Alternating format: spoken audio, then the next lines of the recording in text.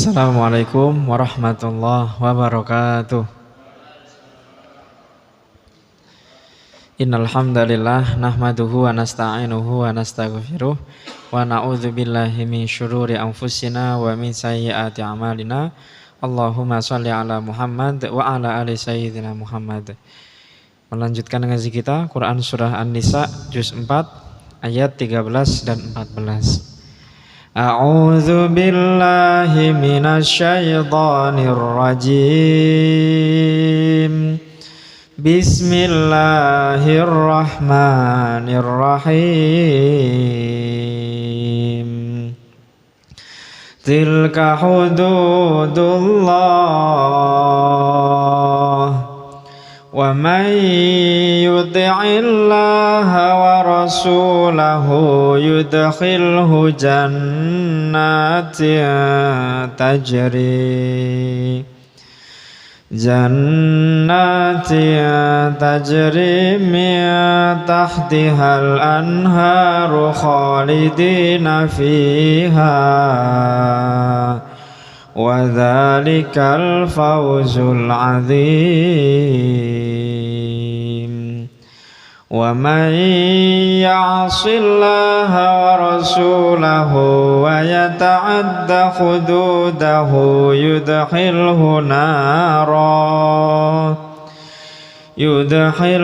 naran khalidan fiha wa lahu 'adzabun muhin. Shadaqallahul azim. Radhiyallahu ta'ala anna wa ankum wa an kafatil mu'minin. Bismillahirrahmanirrahim. Tilka itu, apakah hududullahi, hukum-hukum Allah. Secara bahasa hudud berasal dari kata hadda. Had artinya batas. Jadi kalau kita artikan secara bahasa gitu, tilka hududullah, itulah batas-batas Allah. Kenapa hukum disebut sebagai batas dalam Al-Quran? Karena batas adalah yang memisahkan sesuatu dengan sesuatu yang lain. Jadi dalam kehidupan ini, kalau mau dibuat kesimpulan mudah seperti itu, dalam kehidupan ini adanya hanya baik dan buruk, hitam dan putih, gak ada abu-abu. Pak Ustadz, sebetulnya saya itu orang baik, tapi karena lingkungan saya ini buruk Pak Ustadz, akhirnya saya ikut buruk juga. Nah, ya, saya itu mencuri sebetulnya itu untuk menyantuni anak yatim Pak Ustadz. Saya itu sebetulnya korupsi itu bukan karena niatan Pak Ustadz, tapi untuk menghidupi keluarga. Nah itu, ini baik atau buruk ini. Nah seperti itu. Makanya Allah Subhanahu Wa Taala membuat sebuah hukum atau batasan-batasan tadi itu. Makanya kalimatnya bukan tilka hukmullah, bukan itulah hukum Allah, tapi tilka hududullah, itulah batasan-batasan Allah yang Allah Subhanahu wa taala berikan kepada manusia. Dimulai dari awal surah An-Nisa kemarin, kita sudah belajar banyak sekali hukum-hukum. Seperti yang jenengan tahu, di dalam Al-Qur'an ini ada dua jenis surah. Dilihat dari tempat turunnya, ada namanya surah yang diturunkan di Mekah namanya Makkiyah, yang diturunkan di Madinah Madaniyah. Baik. Sesuai dengan tempat turunnya, biasanya surah-surah ini sesuai dengan tempat turunnya, maka dia punya karakteristik. Contohnya An-Nisa ini Allah Subhanahu wa taala turunkan di Madinah, maka ayat-ayatnya biasanya ciri-ciri surat Madaniyah ini berisi tentang hukum-hukum, syariat-syariat. Contoh dalam An-Nisa ini berbeda kemarin dengan Al-Baqarah kemarin, yang banyak menceritakan kepada kita tentang sebuah kisah-kisah, ya, tentang pelajaran-pelajaran, banyak nilai tauhidnya di situ. Sedangkan dalam An-Nisa ini lebih banyak ditekankan tentang syariat. Dari awal surat An-Nisa kemarin kita sudah belajar banyak tentang hukum menjaga harta anak yatim. Kemudian dilanjutkan ke warisan, sampai pembahasan kita minggu lalu juga pun membahas tentang warisan. Itulah batas-batas yang telah Allah Subhanahu wa taala tetapkan. Kalau kalian mendapatkan seperempat, ambillah seperempat dari apa yang menjadi hak kalian. Apa yang ditinggalkan oleh almarhum tadi itu, ambillah apa yang menjadi hak kalian saja. Jangan ambil di luar dari yang bukan hak kalian. Tilka hududullah. Itulah batasan-batasan yang Allah berikan. Wa may yuti'illaha wa rasulahu. Siapa yang taat kepada Allah dan Rasulnya, Allah dan Rasulnya bilang setengah, dia ambil setengah.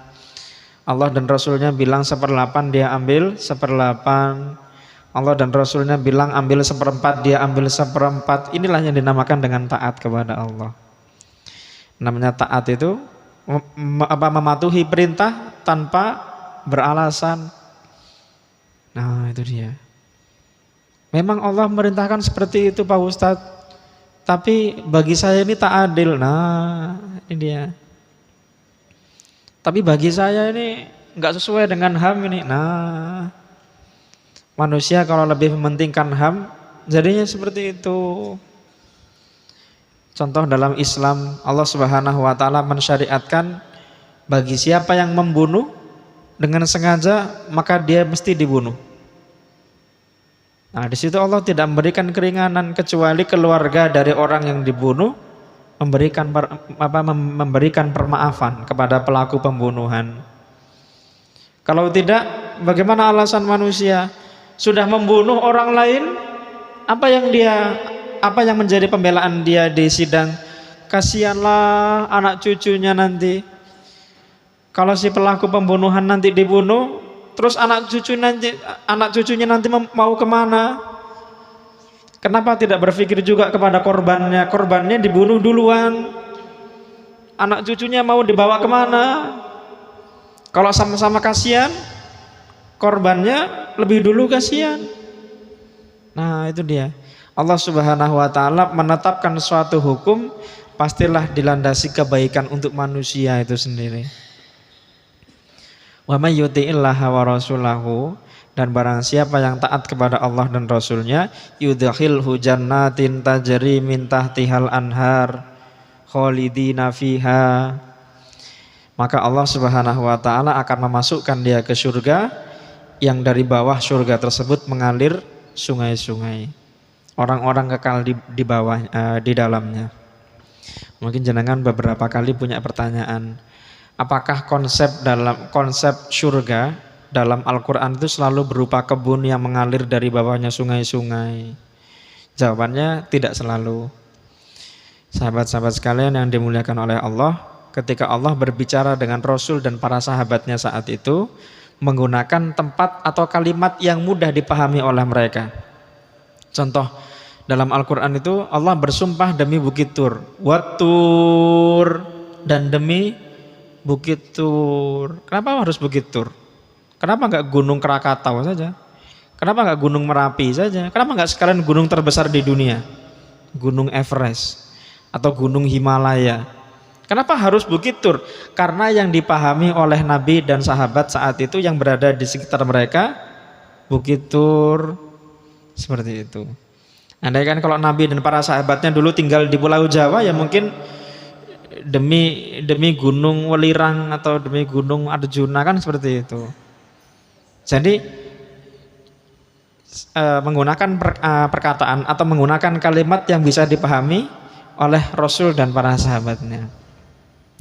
Rasulullah sendiri dalam hadis menerangkan mahwal jannah, apa itu surga? Kata Nabi gini, mala ainun ra'at wala udhunun sami'at wala khatara ala qalbil bashar.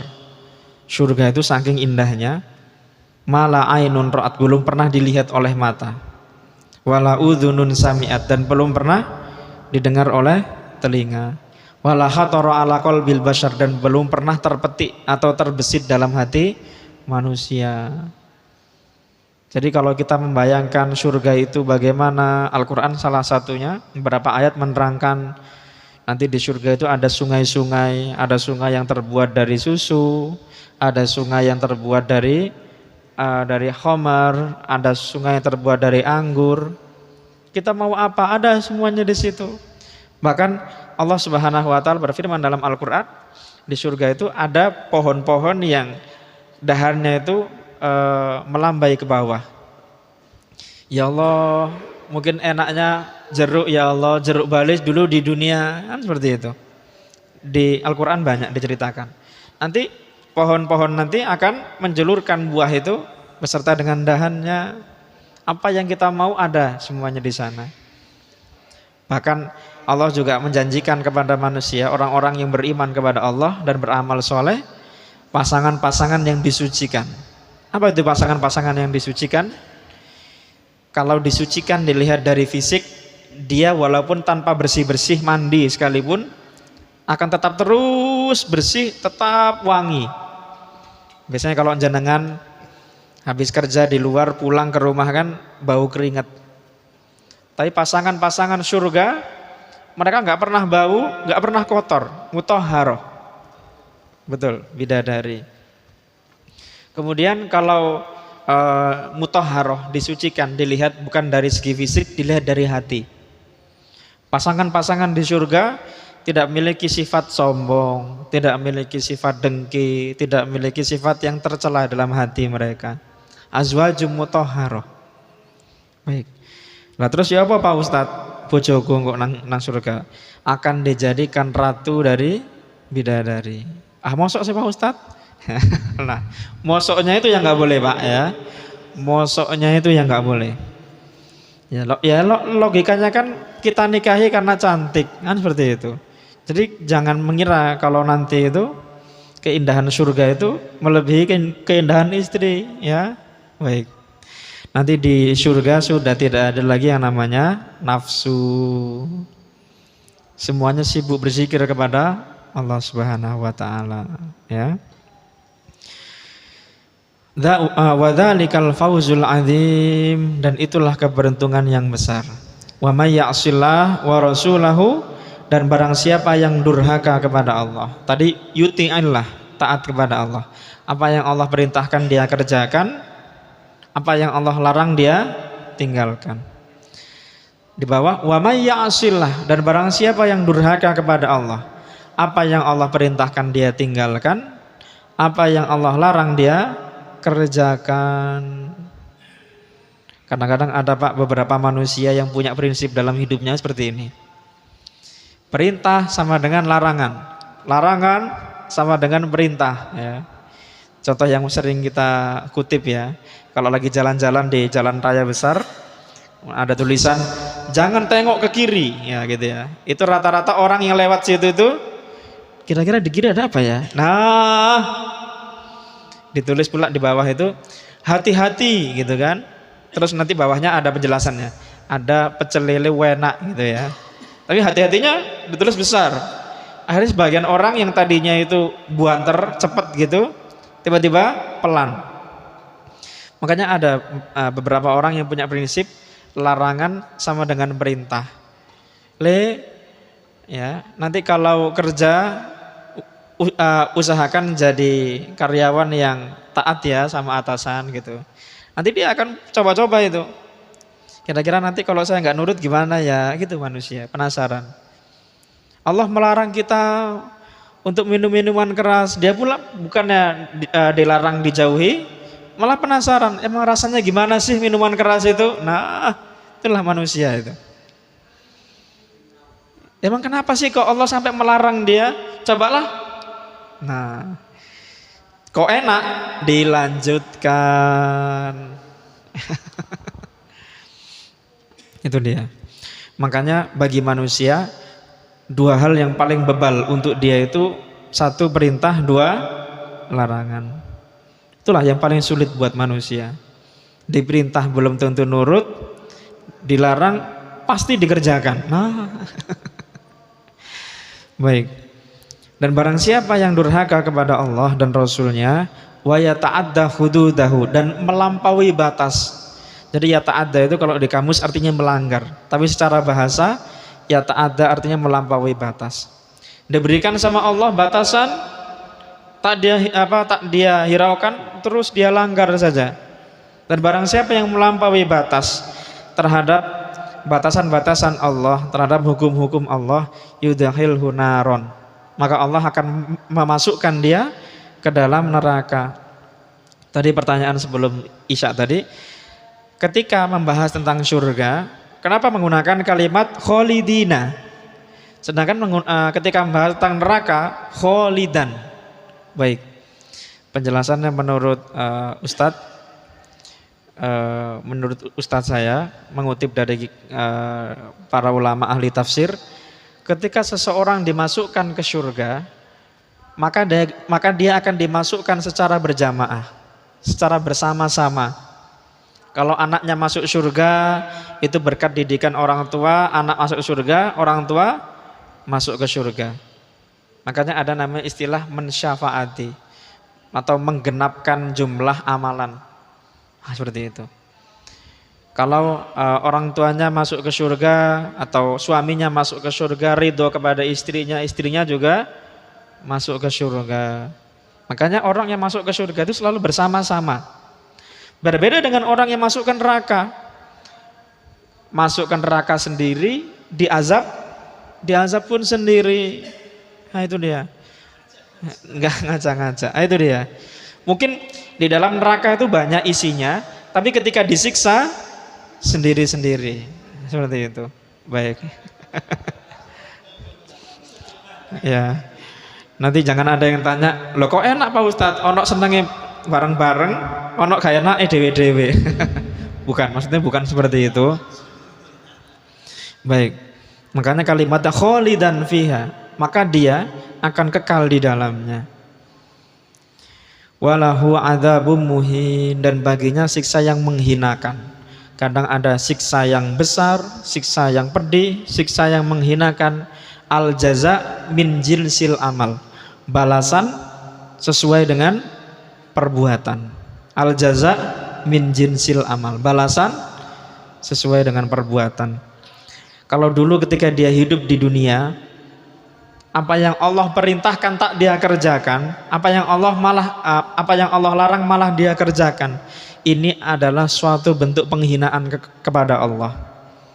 Maka sebagaimana dulu ketika dia hidup di dunia, sering menyepelekan apa yang Allah perintahkan dan malah mengerjakan apa yang Allah larang, sehingga dia menghinakan Allah, maka dia meninggal masuk ke neraka, Allah hinakan dia. Kalau semasa hidup dia di dunia dulu jadi orang yang mulia karena harta di depan para manusia, ketika Allah wafatkan dia masukkan ke neraka, semua makhluk melihat dia. Allah hinakan dia. Yang derajatnya tadi di dunia mulia, di neraka dia dihina. Nah, itu dia. Baik. Insyaallah ngaji kita sampai di sini. Sebelum saya tutup, saya tausiahkan kepada jenengan sekalian untuk marilah kita lagi-lagi untuk menjaga kesehatan. Kesehatan ini bukan hanya fisik tapi juga batin. Ingat, kita itu manusia punya yang namanya harga diri. Tapi harga diri jangan sampai melebihi iman kita kepada Allah. Kalau ada ustadz ya bilang, untuk dihormati kita harus jadi orang kaya. Ini mungkin agak sedikit kurang betul. Namanya ustadz, kalau pengen ngaji dia, kalau pengen bukan untuk dihormati, tapi karena ingin mendapatkan ridho dari Allah. Kan seperti itu. Kita contoh lainnya, misalnya kita jadi orang tua, punya anak-anak, punya cucu. Kalau anak cucu kita suruh sholat, umpama saja kita suruh sholat, kok nggak dengerin, jangan buru-buru langsung naik pitam, jangan langsung buru-buru naik darah, jangan langsung buru-buru marah. Barangkali ketika kita azan, kita juga nggak langsung datang. Nah itu dia. Jangan sekali-kali harga diri lebih tinggi dari iman kepada Allah. Kadang-kadang kita itu Pak, kalau sudah merasa ilmu tinggi, akhirnya disuruh zikir juga berat, ikut kajian majelis ilmu juga berat. Alasannya, alah saya sudah tahu kok. Nah itu dia, wis tahu. Makanya kalau ada kajian di suatu daerah, yang paling sulit masuk itu bukan orang yang nggak tahu, justru orang yang paling tahu, yang orang yang sudah pinter lah yang paling berat untuk masuk. Bukan karena dia nggak tahu, justru karena dia tahu harga dirinya di atas. Ah, saya ustadz kok ikut kajian ustadz lain. Nah, seperti itu. Baik, mohon dijaga baik-baik hatinya, dijaga baik-baik kesehatan di badannya. Semoga Allah Subhanahu wa taala senantiasa menganugerahkan kepada kita semuanya kesehatan. Apabila kita di sini di rumah ada yang sakit, semoga Allah berikan kesembuhan. Kita punya hajat, semoga Allah kabulkan. Amin ya rabbal alamin. Subhana rabbika rabbil izzati amma yasifun, wa salamun alal mursalin, walhamdulillahi rabbil alamin. Lillahi ta'ala al-Fatihah.